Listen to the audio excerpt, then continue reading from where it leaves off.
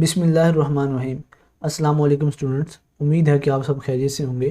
آج ہم اسلامیات 201 کا لیسن نمبر 3 پڑھیں گے، جو کہ اوبیڈینس آف گاڈ کے بارے میں ہے، اللہ تعالیٰ کی اطاعت کے بارے میں۔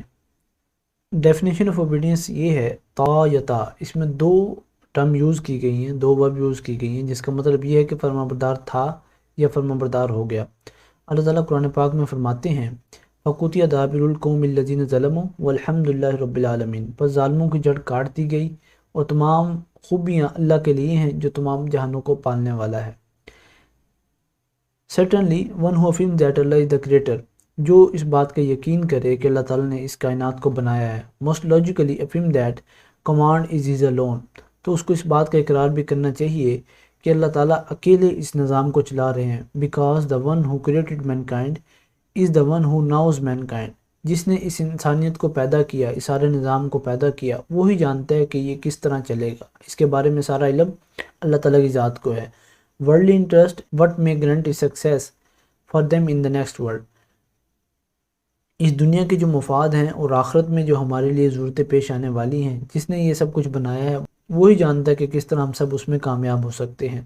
ان فیکٹ حقیقت میں it would be absurd to expect that anyone other than the inventor of an entirely new piece of machinery، اس میں یہ ہمیں بتایا جا رہا ہے کہ کوئی ایک مشینری کو بنائے، کوئی ایک میکینک، ہم مثال لے سکتے ہیں کہ کوئی ایک آدمی کسی مشینری کو بنائے اور دوسرا آدمی کو جس نے اس کو نہیں بنایا وہ صرف دیکھ کے یہ کہنے لگ جائے کہ اس طرح چلے گی، یہ اس طرح بہتر چل سکتی ہے اور اس کو ہم اس طریقے سے ریپیئر کر سکتے ہیں، تو یہ مضحکہ خیز ہوگا، ٹھیک ہے، یہ ایک ہمیں مذاق لگے گا۔ Allah order the Muslim to obey him، Allah تعالیٰ نے مسلمانوں کو حکم دیا کہ وہ اس کی اطاعت کریں اور تمام پیغمبروں کی اطاعت کریں جو ان پر آئے، and those in position of leadership، اور ان کی اطاعت کریں جو اس وقت کے ان کے حکمران ہوں۔ آگے اس کی ہم حکمران کی تفصیل سے ڈیٹیل کے بارے میں پڑھیں گے۔ پہلے ہم اس آیت کا ترجمہ پڑھ لیتے ہیں۔ اے ایمان والو، یا ایھا الذین آمنوا اطیعوا اللہ واطیعوا الرسول، اللہ اور اس کے رسول کی پیروی کرو، اس کی اطاعت کرو، وَأُولِي الْأَمْرِ مِنْکُمْ، اور جو تم پر اس وقت کے حکمران ہوں، فَإِن تَنَازَعْتُمْ فِي شَيْءٍ فَرُدُّوهُ، اگر تم کسی تنازع میں یا کسی مسئلے میں پھنس جاؤ تو اللہ اور اس کے رسول کی طرف رجوع کرو۔ ان کنتم تؤمنون باللہ والیوم الآخر، اگر تم اللہ پر اور یوم آخرت پر ایمان رکھتے ہو، ذالک خیر واحسن تأویلا، یہی تمہارے حق میں بہتر اور انجام کے لحاظ سے بہت اچھا ہے۔ اس آیت کو ہم ڈیٹیل سے آگے پڑھیں گے، ٹھیک ہے۔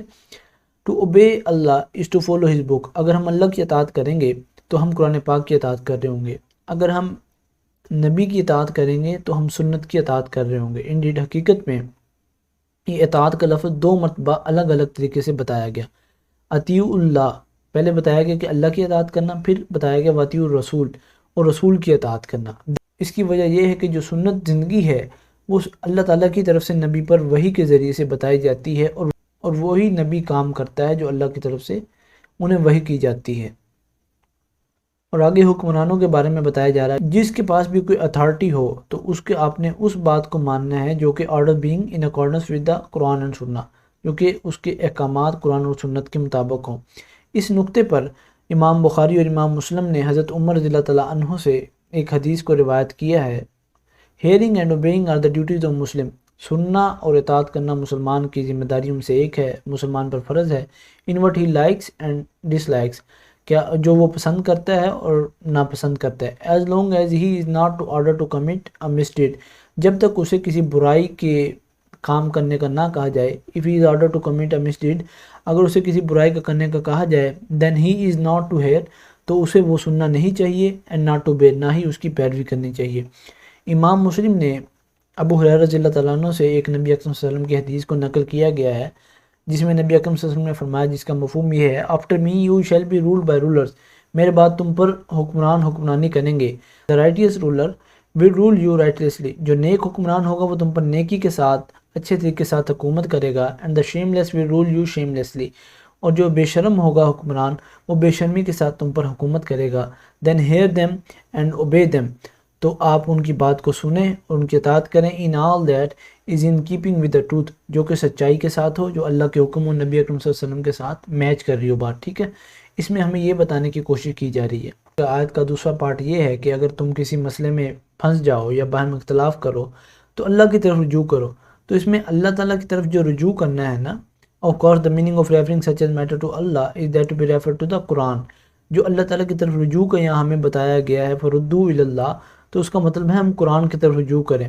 while the meaning of referring it to the prophet، اور جو ہمیں کہا گیا ہے کہ ہم رسول کی طرف رجوع کریں، تو اس کے معنی یہ ہے کہ ہم سنت کو دیکھیں، نبی اکرم صلی اللہ علیہ وسلم کی سنت زندگی کو دیکھیں، تو اس مسئلے کا حل ہمیں لازمی نظر آ جائے گا.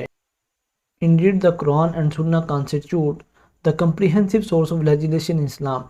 لہذا قرآن و سنت قانون سازی کے لیے ایک جامعہ مؤخذ ہے اسلام میں. As has been previously mentioned، جیسا کہ پہلے ذکر گزر چکا ہے. اللہ تعالیٰ نے اپنی اطاعت کو ایمان کے ساتھ جوڑ دیا، ٹھیک ہے، command with faith، ایمان کے ساتھ جوڑ دیا، تاکہ اس بات کی طرف اشارہ کیا جا سکے کہ جو متنازع امور میں جب کوئی کسی مصیبت میں پھنس جائے اور وہ شریعت کی طرف رجوع نہیں کرتا تو وہ مکمل ایمان والا نہیں. اس کے علاوہ قرآن میں اللہ تعالیٰ نے ایمان کے ساتھ اپنی فرمانبرداری کو جوڑ دیا کہ جو متنازع امور میں کسی کو اگر کوئی مسئلہ پیش آیا اور وہ شریعت کی طرف اپنے آپ کو ریفر نہیں کر رہا، شریعت کے احکامات کو نہیں مان رہا، تو وہ اپنے دعوے میں جھوٹا ہے، تو اس کا کوئی دعویٰ بھی قبول نہیں کیا جائے گا. کیونکہ اللہ تعالیٰ نے قرآن پاک میں فرمایا ذالک خیر و احسن تاویلا، تو یہی تمہارے حق میں بہتر انجام کے لحاظ سے بہت اچھا ہے کہ جب بھی تمہیں کوئی مسئلہ پیش آئے تو تم اللہ کی طرف اور اس کے رسول کی طرف رجوع کرو، قرآن اور سنت کی طرف رجوع کرو. This verse shows that law may not be formed by reason alone because reason is not a legislator. Thus goodness lies in the implementation of Allah's law. یہ ظاہر کرتی ہے کہ قانون صرف عقل سے نہیں بنایا جا سکتا، کیونکہ عقل قانون ساز نہیں ہے، چنانچہ اللہ کے قانون کے نفاذ میں بھلائی مضمر ہے. اگر اللہ تعالیٰ کے قانون کا نافذ کیا جائے گا، اسی میں بھلائی، اسی میں بہتری ہے. اس پیراگراف میں بتایا گیا کہ اللہ تعالیٰ نے اس بات کو بھی واضح کر دیا کہ جو اللہ تعالیٰ کی محبت کا دعویٰ کرتے ہیں کہ ہم اللہ تعالیٰ کی اطاعت کر رہے ہیں اور وہ امپلیمنٹیشن نہیں کر رہے شریعت کا اپنے ملک میں یا اپنے کسی معاشرے میں، تو وہ ان کا جھوٹا دعویٰ ہے، تو یہ کیا ہے؟ فالس کلیم ہے. Thus the requirement of faith are that the believers rely upon the arbitration of Allah's Sharia. پس ایمان کے تقاضے یہ ہیں کہ اہل ایمان اللہ کی شریعت کے ثالثی پر بھروسہ کریں، اللہ تعالیٰ کی شریعت پر صرف بھروسہ کریں اور انسانوں کے بنائے ہوئے قانون پر بھروسہ نہ کریں. اللہ موسٹ ہائی سور، اللہ تعالیٰ نے اپنی ذات کی قسم کھائی کہ جو لوگ اس بات کا دعویٰ کرتے ہیں کہ اللہ تعالیٰ کی فرمانبرداری کرتے ہیں پھر بھی اللہ تعالیٰ کی شریعت پر عمل نہیں کرتے، تو وہ اپنے دعووں میں سچے نہیں ہیں. لہذا سچے ایمان کا تقاضا یہ ہے کہ شریعت کو ثالث بنایا جائے، شریعت کو قبول کیا جائے. that its decision is accepted without censure and that it be gladly implemented and executed، اسے باخوشی نافذ کیا جائے اور اس پر عمل بھی کیا جائے. ٹھیک، قل اطیعوا اللہ والرسول فإن تولوا فإن اللہ لا يحب الکافرین. اللہ سبحانہ و تعالیٰ نے ہمیں بتایا کہ جو لوگ اس کے مطابق حکومت نہیں کرتے، جو اس کی شریعت کے مطابق حکومت نہیں کرتے، جو کچھ اس نے نازل کیا ہے یعنی شریعت، وہ یقیناً کافر، ظالم اور ظالم ہے. اس کے بعد کچھ لیسن نمبر 3 کی آیات اور حدیث دی گئی ہیں، جس میں سے کچھ آیات یہ ہیں وما خلقت الجن والانس الا لیعبدون، اللہ تعالیٰ نے تمام جنوں اور انسانوں کو صرف اپنی عبادت کے لیے پیدا کیا.